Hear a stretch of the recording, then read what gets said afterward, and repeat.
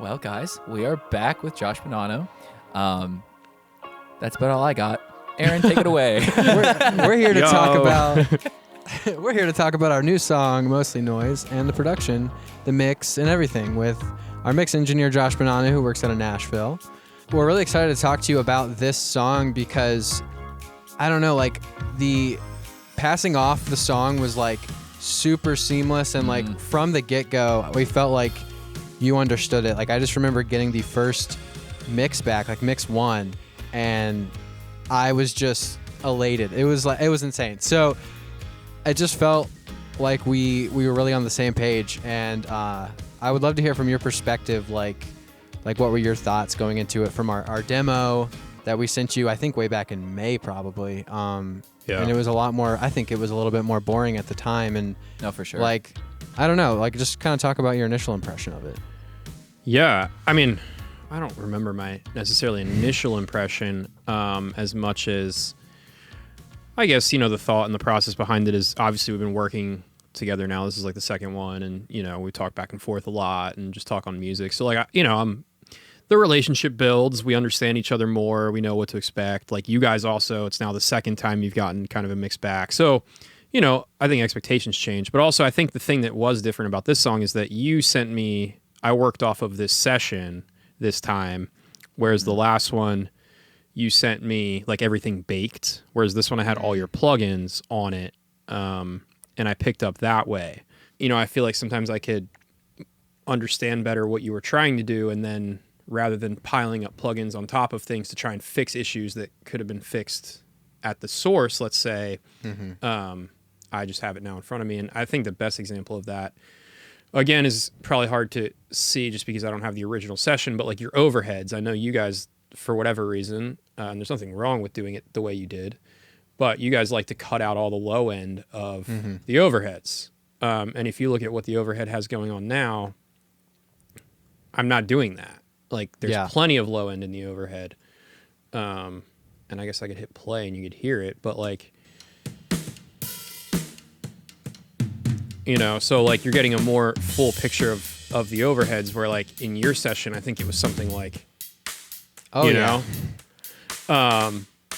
Yeah, that's super interesting too, because like the way I've always thought about it is like rooms are, and this is just production mind, I guess, versus like an actual mix engineer mind, but like rooms are where like I wanted all the body of the kit, and then the overheads were literally just symbols for me, like in my head. Yeah. So that's like super interesting to hear, like, oh, there's actually a lot more information that's useful that I've just been cutting out from a habit that I formed from probably some YouTube tutorial I watched when I was in high school. Like, so YouTube that's pretty. Tutorials. Yeah, that'll do it. Yeah. Well, I mean, my approach to overheads like that sometimes is that, yes, I don't want the low end in. Sometimes the capture isn't great. I think these are fake drums, right? Oh, yeah. Yeah. This we is weren't playing. Steven Slay Drums 4. I think it's the Bendeth kit. And a lot of times with those, you can get away with it because they're fake kits and like they quote unquote sound good, but a lot of times if I get drums that record in a room with an engineer that maybe didn't get the best overhead, then I will do what you're talking about, where I'm just trying to use the cymbals and then use the close mics for more of the body. But when you can, it's really great to just use the overheads because you want to create this picture of the drums that exists as a drum kit, and then you're only using the close mics as more of a like supplemental thing. So here's the overheads, and then there's kick in there, but when we bring the kick in, it's supplementing. Yeah, it almost makes... Same with like the snare, where it's like, and that's the rooms. But you could still mute this, let's say.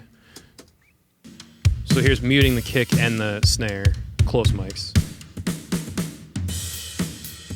It still sounds like a full drum kit. Like you could still use that in the mix and it would be fine. It almost makes those isolated ones just bloom in a way, because now you're hearing more of like the actual room. So when you hear the initial, I guess, transient of the kick or snare, and then you're hearing the tail of it in the overheads, it actually blooms in a way. That's really cool. Yeah. And again, so, to go back to what you were saying of like, maybe I quote unquote got this song better. Some of it was just that, where it's like I was able to fix that rather than, on the other session where if you baked in the fact that the overheads were just, low or high passed all the way up to here, now I'm stuck in a corner, like there's no boosting that I could do down here in the low end to get that back that you already committed to, which is why I like getting sessions where I can see what people did sometimes, because I could do that sort of thing. So it's almost like you got to see the thought process. Yeah. Instead of it just being like something final that was sent to you. I'm just putting it in layman's terms for dumb people like me who don't really, I don't have a mind for production. So it's interesting to hear you talk about it. So it's like getting to see his thought process and be like, oh, I see what you were trying to do. Yeah. Well, imagine you're an English teacher. Let's say like imagine, you see like the essay that you get, handed in, but like if you got like the rough, if before, I got the like outline, if I got the, I see what you mean. All right, you could make the essay way better if you helped the student on the outline, because it all starts there. If you're like, oh man, if like the outline, like I see the essay's fine, but the story is fine, but like if we worked on the outline, could be more there. But interesting. Again, and sometimes that gets you in trouble because now I might have too much options of trying to really mangle things, and then at that point I became a producer almost. But yeah, I think this approach like did nothing but benefit the song more. Like the biggest thing, I don't know if you felt this when you heard the mix, but like it breathed so much more. Like I guess half as much is just a different song in itself, and it's just very high energy, and this one's just laid back. It needs room to breathe, and it's just like a vibe. And honestly, maybe just a little bit from those overheads specifically, like gives it that more room to breathe instead of just those isolated kick and snare stuff. The biggest thing was just how much space I felt in this song after I got it back from you. Yeah, I mean, a lot of that I think is. I guess I'd have to find the rough to fully understand, but like I think, bringing some of that tangibility to it of like the punch and the sort of like weight from it, and a lot of that kind of probably comes back to the bass. I don't know specifically what you had done before, but a lot of that's kind of where that push and pull is coming from with the bass and the drums, and then like the acoustics and the things on those hits, essentially getting them to be the attack, really. Let's just listen to it quick. Out in my head, the sky is falling, my life's turning red. It's kind of why the overheads are important in this song too, because the drums really aren't the punch. The drums are back here, and it's the dun dun dun thing that is the weight and the like you're kind of talking about the air. So getting the overheads and getting a really nice drum room sound that can sit behind and still sound like drums in a room, really. That are still punchy and have some weight to them, but then having everything else be that forward momentum. Out in my head, the sky is falling, my life's turning red. This melody keeps me from losing my voice, 'cause I mostly know. Like even without the drums, like it's still kind of hitting hard. But yeah. Honestly, with the instrumentals just in isolation, like those big like hits, because it's going like one, and the chord progression is like a 1-6-5 or something, and it almost, if you just hear it in isolation, it reminds me of like something from The Who, or like just like big chord energy, I think is what I sent you after. Big strong energy. Chord energy. Like, okay, well here's another hack I did with that I'm looking at right now. You see, so this light blue is your acoustics. Ooh. They're chopped. I like this. Just to get that sort of like tangibility of like starting and stopping. Here's what they were before. I'll just solo the acoustics quick. You had this. So this is the acoustics.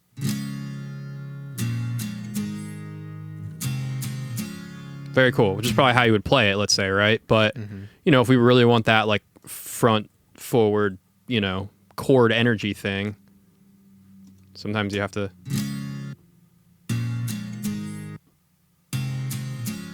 and again, by themselves, they sound horrible, but it really, it pushes it almost, because I feel like even though the acoustic guitars aren't super on top of the mix, they're still very much there, and I think maybe just the fact that they're getting chopped like that helps them kind of punch. I don't know. Oh yeah, well I mean because if you're letting things ring over, I think I even did it on the electrics too. Like if we look at the volume automation on the electrics, yeah, you know, kind of the same thing where I really only want that like punch, you know, because these electrics aren't punchy by any means. They're electric guitars. They're distorted and.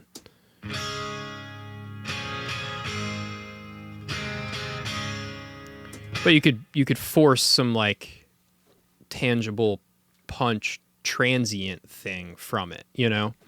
It's kind of what you're trying to do because when a song's super compressed, you want to make the transients even more like large, let's say, in order to get that punch. So that's really what is happening here is, you know, that's a bigger transient now that it goes to silence rather than sustains. Versus here, you know, same thing. Like it doesn't go to silence because it'd be a little too choppy at that point. But it doesn't sustain as loud. Like we're creating dynamic range, really. That's another thing too. I think was a initial note, which, I mean, you work on a lot of songs, so you probably don't remember. But the initial email we talked about from the demo, which could be a good segue to show what the demo sounded like. But yeah, it was very much like the hi-hat was like on the downbeat. It was just quarter notes. Honestly, it was just a little boring and. From the beginning, we wanted the song to be just a chill, very basic in a way, because like it's the same 4 chords the whole song. Right. Like yeah. I actually didn't even notice that, to be honest. That's good because I was worried. I think we've talked about this. I was worried. I'm like, is this just too repetitive? But yeah, it's like. Well, I also think in a way, like the reason we wanted this song to be a little bit more chill, a little bit more repetitive, half as much was so much energy. Yeah. That we wanted the next song to not just seem like it was a carbon copy and we're doing the same thing over again because, hey, it worked last time. So just trying to have something, like we said, that breathes a little bit more, that is just kind of like a head bopper. Yeah. You know? Yeah. Yeah, and like, so when you hear the original, it's, or the first draft, which there's one with vocals and one without, I just provided both. Oh, these are the ones you sent? Okay. Is that the same as the rough that was printed in here, or no? No. It's way different. Yeah. Gotcha. But it's super boring, and that was one of your notes was in, maybe it was actually in a Zoom call that we did, like a preliminary one, and you're like, man, that chorus could be cool, but I think it lacks energy. Yeah, you suggested maybe doing offbeat hi-hat. Okay. Oh, okay. I do remember this now. I remember that conversation. I'm curious to hear. I can't wait to hear what it was. Yeah.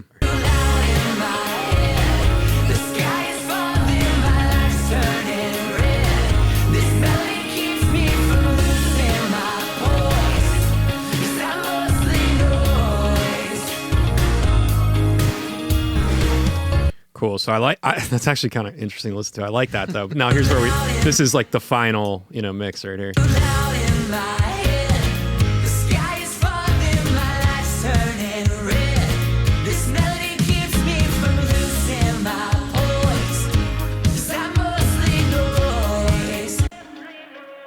Versus again, what it.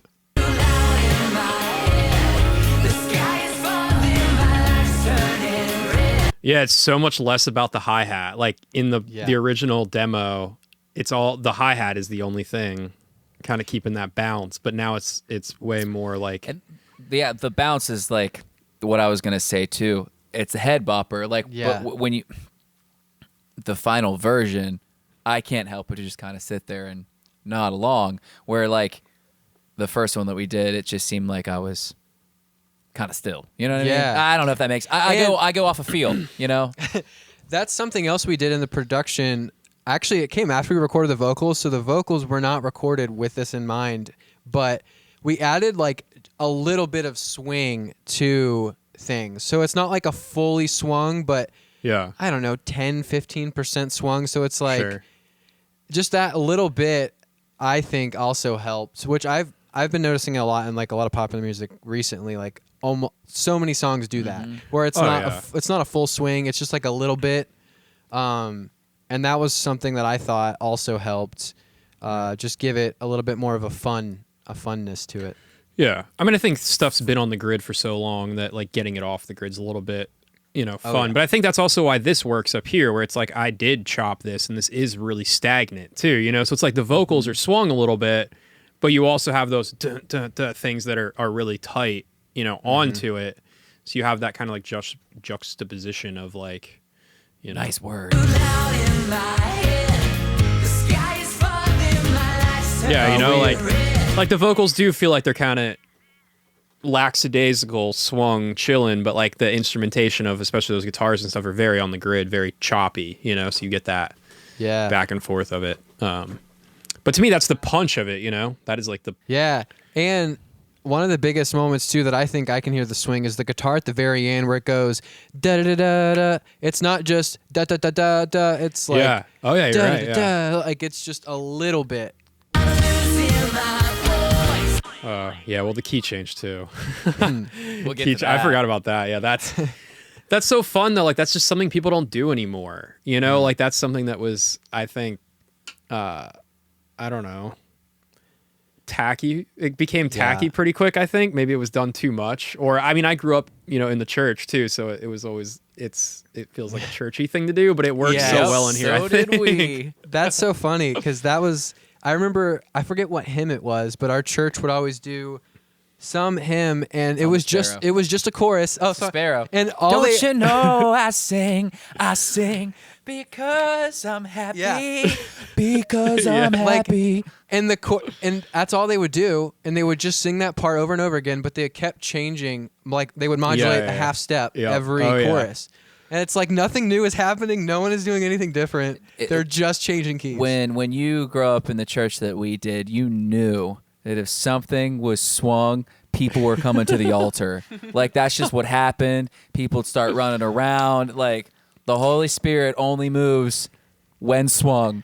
So you guys went full you guys went full church on this. You went key change and a little bit of swing. You're darn right we did. Choiry vocals too, like in the chorus. I mean that's cool to like touch on those influences though too, because like, you know, I would have never thought of that unless I just was laughing about the key change. But yeah, I mean it all plays together in a fun way that makes it you guys, you know, but also makes it a pop song still, you know, that doesn't feel out of place. Like they aren't crazy things you're doing, but yeah, that's fun. The key change, boy, if you love a good key change, you're gonna love our next song. Yeah, it's a little erratic.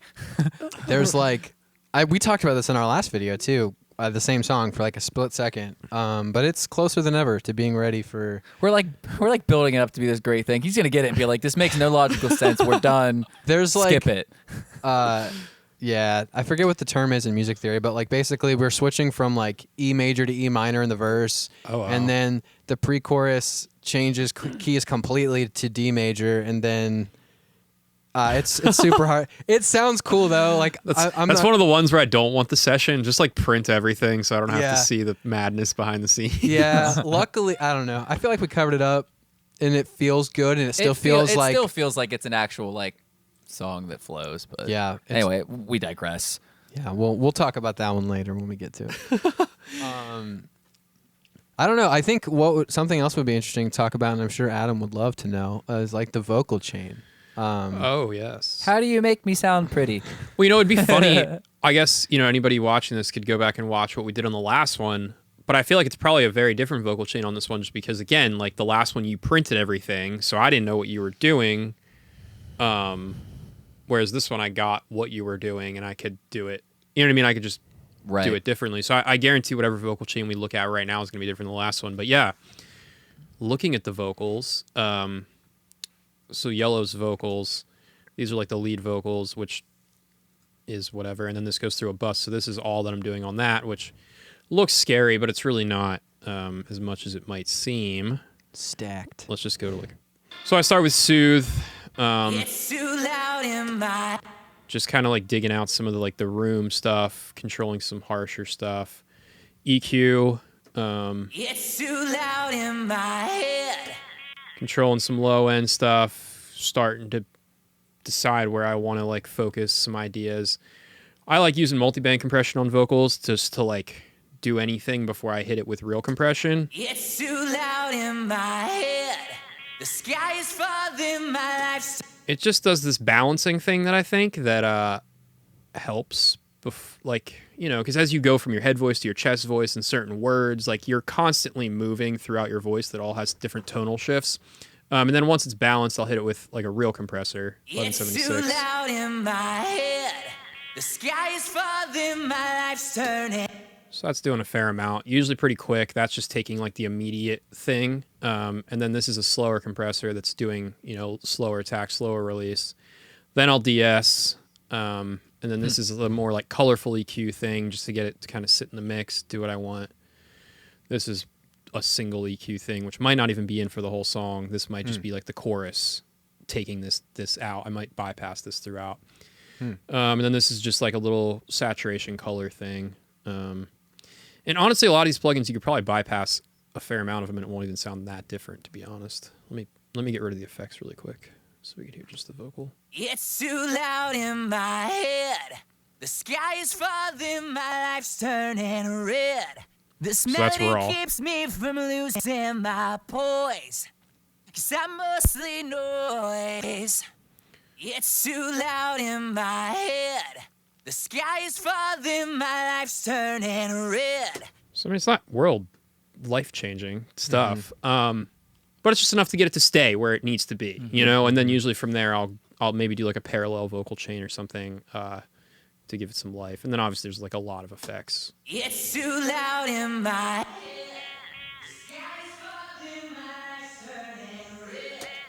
Which is always fun. That's one of the first things we noticed about the vocal in the chorus is that little delay. Head. The back and forth thing. Yeah, I liked it. Yeah. I think it's fun. It's just bringing some energy, Like, Right. there's a lot of energy going on already, but, like, the vocals have space in them to have that, It's too loud in my head. The sky is falling, my life's turning red. This melody. And it's in there subtly. It's not, like, hitting you in the face. It's just keeping the energy going from the vocal that goes away for a second, Yeah, I thought it was really interesting too I was curious to see how you were going to place the vocals because there's so much vocally, because I think we did the lead double and then two more doubles and then we did gang vocals. So like I was just interested to see, because I just did my rough of what I thought might sound good through Valhalla vintage verb on it or something, just to get the idea across. But yeah, I was curious to see what your balance would be like on hearing those gang choir vocals versus the lead and how that would blend. Yeah, that could actually be fun to listen to really quick, just because I think, in my mind, I went back and forth on that as well, because your rough, I think, had the vocals pretty cooking. Let me just do this quick. Out in my head. The sky is falling, my life's turning red. This melody keeps me from losing my poise. 'Cause I'm mostly noise. So that was your rough. Now here's... Out in my head. The sky is falling, my life's turning red. This melody keeps. So, I think you had more vocal stuff. You had the vocals feeling more gang vocally. But I think the give and take with that is that the track feels bigger and more deep rather than like the vocals carrying the energy. Yeah. Yeah. So the vocal swing thing isn't what's being the energy as much as those hits, the big chord energy is, which was, again, you go back to what you said earlier of like, which was kind of cool and the fun vibe of getting that, that holds the power. Just a random, from like the songwriting perspective too, the reason that we actually decided to, we felt the song called for all those vocals specifically because it was supposed to kind of mimic the whole song, basically. It's called Mostly Noise. It's about like just racing thoughts in your head that might not even like cohesively tell a story. It's just kind of like as stuff kind of pops into your head and you're kind of freaking out about things. When that chorus hits, it's supposed to be like all the voices hitting at once. Like that was the thought process behind it. That was kind of the thought of me putting those delays in there too, is just kind of getting these sort of like noise. Like, you know what I mean? I didn't want it to feel like it was quiet at any point, really, that it kind of was a little chaotic. Even like with the first verse, I think it was an interesting move to do the like, Let's turn the radio way up to 10. lo-fi, Find you again. and then back to the thing. It's just kind of, it is chaotic in some extent of like, you don't know what to expect next, Right. And like in our last song and Half As Much, we had all of the, I forget the exact term that you called it, but it was like the cash money and the, like the all effects or whatever. The effects that kind of like go with the story that's being told. And I think it's something that like we like to do a lot is literally do stuff with the production that mimics what the lyric is saying. So it's like we do that a lot. And for like that first verse, the way you handled that was really, really cool because we didn't have it like it didn't keep happening like like how it kept turning up and stuff. Like we only did it once and we're like, oh yeah, they'll get it. And then you just like went with it and kept that theme going. We're like, oh man, why didn't we think of that? Yeah, because it was cool. Like the original idea was just you're hearing a vocal kind of through a radio, maybe because the vocal or the lyric is let's turn the radio. So then the radio turns up to 10, but it's still I loved it going back and forth like that. It was just it was cool. I mean, my thing is I always just don't want to be bored, and I always want something to be changing. Like even these snaps is again a subtle detail, but I think you had them just panned like, or maybe this was you the whole time, but. So they're mono here in the center. Now they go wide.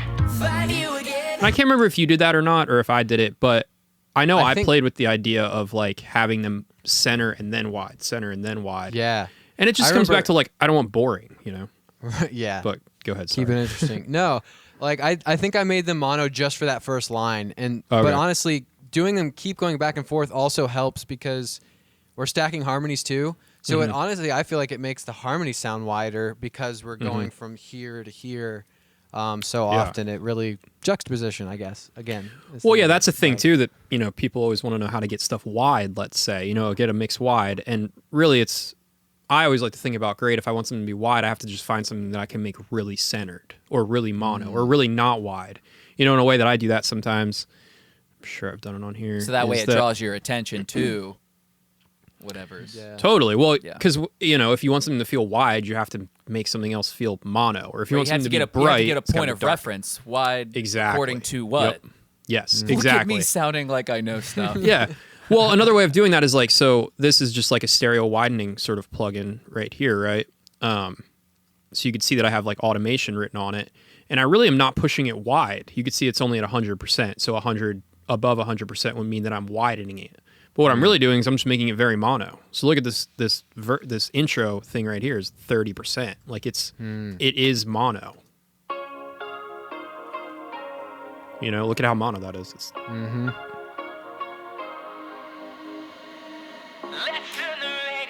So it goes to there, and then also like this break down here. That makes the chorus and the verse feel really wide. I didn't do anything to make the chorus feel wide. I just made that tiny little section there really mono. So you go, oh wait. Basically changed our point of reference to compare it to. Because the first thing we hear is something that's not wide at all. Okay, yeah. Yeah. So it's less about like panning things super wide as much as it's about how can I make something else feel really small. That's really interesting. Yeah, dude.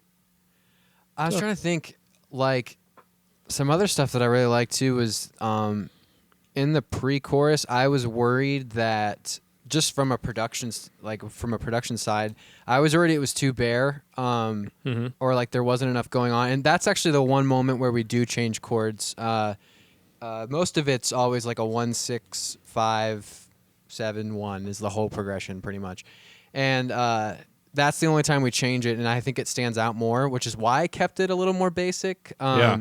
We add a super like Walk the Moon sounding lead guitar on the left. But yeah, what you did to it, whatever, magical stuff that you did, it's so full.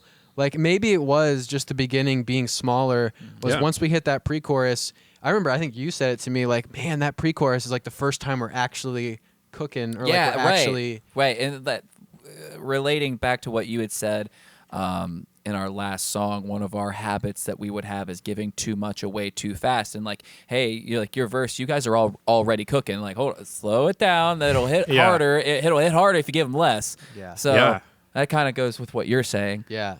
This is probably fun to look at. And even I just want to like his vocal delivery, even in that pre-chorus, I always liked how he was super aggressive with it. And it kind of like emphasized the fact that it's like, okay, everything's hitting now. Yeah. So.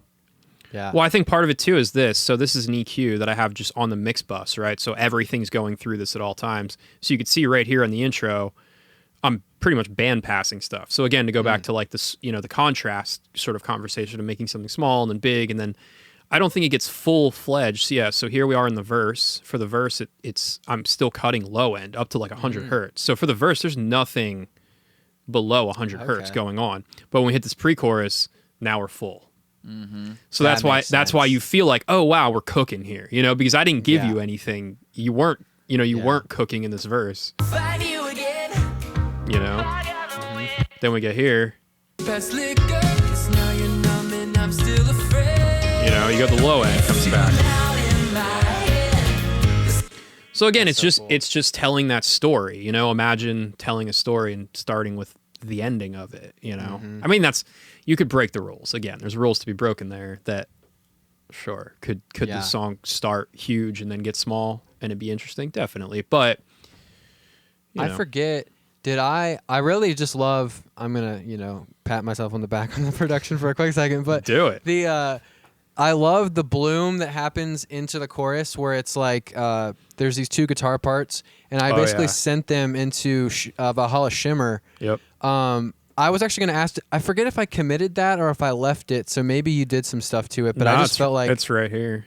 It's these guys. So it's and there's a synth also because I love pairing. There's a synth somewhere in there that does the same thing. So there might be. Yeah, it's just this guitar. Oh yeah. Which is like just your mix rack thing with the. You love this FG Stress. I was gonna make a joke earlier. I think every track had FG Stress on it when I sent it to you. I mean, look, I love digging through people's sessions to understand what people are using, but man, I am not a Decapitator fan. I just don't use those things. They confuse me. I'll admit to it. Put it on the internet. Let people know. But yeah, you have that, and then it's going. You have Valhalla, and then it's going through this, which you have like the repeater, and then the shimmer, which is fun. I love shimmer. And then there's a lot of shimmer in our next song too. Cool. Yeah, that's a great, super fun plugin. And then I just automated the mute, I think, actually, because it can be a lot. So it only plays there and then, doesn't ring forever. I chopped it off. And there's two, so it's stereo. Yeah. That was another thing I was worried about. If like the shimmer, that's the thing I think is the thing I don't like about shimmers. I'm always worried it's going to eat up too much space because it just decays forever. Yeah, and like, totally. So I always am worried like, does Josh hate this plugin? That's what I think of in the back of my head because I'm just muddying up things. But I mean, I do hate that plugin. I don't hate it. It's really hard. And shimmer in general, like talk about, the church days of that. Like they love their shimmer reverb. But it is great for stuff like this that's in effect, but you just have to do that where like you could see that I automated the mute that like right here it's not doing anything and then it's working and then it cuts off once and you'll hear it like in the chorus. We don't want to hear it. Now you're numb and I'm still afraid. It's too loud in my head. The sky is falling. And then right on the downbeat it goes away because I don't want to, like you said, ring forever because that eats up headroom too. We want the song to be loud, so we want to get rid of as much sort of like underlying sound that we can. Yeah, and I think I guess switching gears a little bit, but like there's I think there's a synth that also does something similar down below called main synth, and it's kind of adding just some like shimmer, I guess, or shininess to it. And that's something I've done in a lot of our productions, which I think we just saw this thing on Twitter. It was like a meme or whatever. Where it's like pop punk's coming back, but we're putting synths in the songs now. And that's what I've been doing a lot. Like even the guitar solo or the instrumental, it's not really a solo in this song, does that too, where everything that the guitar is playing is just being mimicked by a synth. Yeah. And I think we did that in half as much too. The main riff is... We did it, if I'm being honest, in our last EP. I mean, like... It's like my favorite thing to do. It's just, how can I pair a synth and a guitar together? Well, there's a talent to that, though, of like layering it correctly. Like I get a lot of layers sometimes that are redundant to me because they're serving the same purpose. Like, I guess I can try and find like some of the synth work that you did. But to me... it works because let's say, one synth might be filling out like the low end or the low mids or something. To put another synth there, another guitar there doesn't really make sense because it's just doing the same thing, but if we put one an octave higher or, like same thing when you layer like kind of pads and like textural things, you could do multiple and they have kind of different timbres to them, but where you really gain the sort of size is when you start to layer different octaves and really kind of grow like height wise. I think of it about like height rather than if you just keep putting stuff on top of each other in the same frequency, it just Muddy. tries to get deeper, but it doesn't. So like Yeah. like you said with these synths, you have.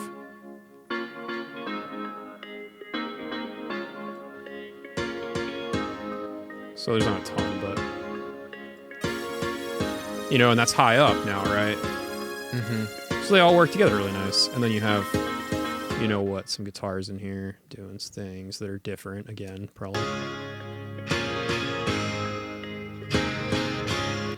Same thing with like the electrics and the acoustics, right? They're playing the same thing, but they occupy very different spaces.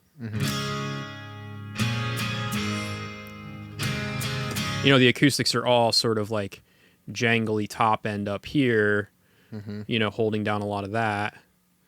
Yeah, again, like a lot of 10K stuff. Whereas these electrics probably have a lot more, like, let's say, you know. Oh, look, I even have our bass on here. That's fun. I'm actually surprised to see you used our bass. That's Okay, well, it's fun. I'll show you what the electrics are doing because it's pretty heavy lifting, actually. So here's the electric before. So here's it before anything. Like kind of the way you gave it to me. It's cool electric. Here it is after. It's just got way more. thicker or something. Yeah. Balls. It's got some like I it's was got gonna say, balls, you know. It's got Yeah. girth. It's just, and that's kind of what the R bass is cool. Like, yeah, I mean, do you need 130 hertz on an electric guitar? Kind of, you know, like, and then I think I'm also just cranking. Yeah. So down here on SSL, you know, it's like 6 dB at 100 hertz, but then I'm cutting at, you know, where are we at? Like 500 hertz. So you're kind of just creating this like CLA does this a lot where you just boost something to death, but then you cut something else. So you're just creating like a really kind of smiley face scooped sound. Yeah. But it lets other things live, you know, like the acoustic can live way better in here now because of the fact that this electric is so scooped sounding and so, you know, there's more room for other stuff. So it's a fun thing to do. That's cool. Well, I don't want to hold you for too long because I know we're trying to keep this to an hour and Right. and we're not trying to die on our snow trip back home. But Yeah. I guess we can talk My about snow like, trip back well, home. yeah, I'm the only one leaving. No Yeah, one else is we're- leaving. Y'all are at home. But I guess I don't know any like closing thoughts. I mean, we could talk about the key change a little bit, Or even the ending of it where everything cuts out and they have that vocal. Because I know that's something you guys didn't necessarily agree with at first, was Yeah, it? yeah. With the... like basically the at the very final where it gets super soft after the key change, we wanted to bring like the vocal like all the way forward because we wanted it to be super intimate, and that was like out of the very minimal notes that I had on the first mix was I think just that and maybe a bass thing, but like we really wanted it just come forward so it's almost like Adam is singing like right to you. It's super intimate. Yeah. And that was something that I definitely like wanted to keep just because it's like Yeah, I agree. And ending on that like mostly noise lyric, just kind of the realization that all that crap running through your head is just noise. And like when all of the like when it's just one voice there, it's kind of like the realization of, okay, it's like, it's just noise. I can get over this, you know, like that's what I really liked about it. And again, I always bring everything back to a storytelling aspect because that's what I bring to the table. 100%. But that was my Yeah. thought process through it. No, I love that. I love that you could be so, you know, kind of on the nose with stuff sometimes sonically and it tell that story, you know? And I think that's honestly, yeah, I remember that being your note, Aaron. I missed it, you know, like to me, I missed that in my mix, you know, which is why I love the notes and the feedback because I had reverb still on it or I had, you know what I mean? I think you could see this is like the fade of the reverb here where it finally fades so that it does. There's a little verb. Melody keeps me from making that choice. And now here's I'm mostly noise. So by the time you get to noise, it's super dry, you know, versus if I had it off, we could hear it quickly with this. You'll hear all the verbs still. Voice, 'cause I'm mostly noise. It just feels different, especially you know. with that You're totally S, right. like Yeah. Oh yeah. It just brings it right here that you know. Yeah, like you said, it finishes the story. Yeah, this is one that I've had the lyrics to for a really long time. And that specific lyric, actually, I originally wanted to name the entire EP and build around the lyric of Mostly Noise. And yeah, that's what I wanted to name the EP at first before we started writing more, and I had other ideas in mind that just seemed to fit better. But I like the idea of like the noise kind of being anything I defined it as, like whether it be like, all these stories that I'm telling are mostly, growing up 20-something anxieties and like, just learning about how to react to things. I don't know. It's just the noise of it all, the noise of life. Yeah. I mean, I like the idea of the noise because it's like that's how I paint my pictures is with noise, like Yeah. like I'm manipulating quote unquote noise, and that's fun to me, like Yeah. How does it feel to get rid of the reverb there? Oh, it feels better because this the story of it coming close, like an intimate versus same thing. Like how does it feel up front when it's mono and then it gets like that's what I do is manipulate noise. The lyric itself is actually kind of funny too, because my original thought, the whole like mostly noise thing, like there's a deep meaning to it, but it was literally like me almost making fun of us, like we're just I always poke fun at the fact that we're just like two dudes from West Virginia making music in an apartment, and I was like, we're just making noise. That's all we're doing. Like we're in like from the time we were like 16 in his parents' like attic. We were just making noise. We were practicing in someone else's basement. We were making noise. Like that was like the funny quality of the lyric that I always liked. Well, I think that's why these conversations are fun too, because like you get, because somebody might listen to the song and not think about those things. They're just enjoying the quote unquote noise, but like there's intentionality behind the noise that does matter. Like the narrative completely changes when you push those things. Like what I mean? Like the narrative between this song that we're talking about right now. Like I'm just gonna hit play quick, but like. That versus, let's say, what the like rough mix was,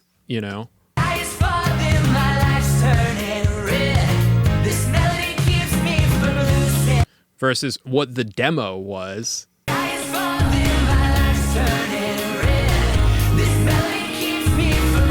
Like they're wildly different stories. The narrative is completely different.